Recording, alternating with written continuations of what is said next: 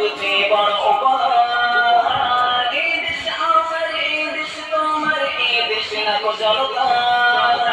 সোনার বাংলা তুমি লাখো শহীদের দেওয়া সবচেয়ে বড় উপহার।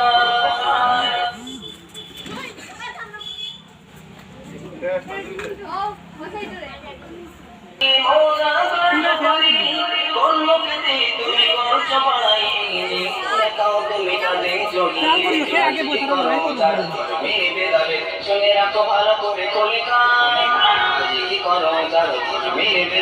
শুনে রাখো ভালো করে খুলে কান।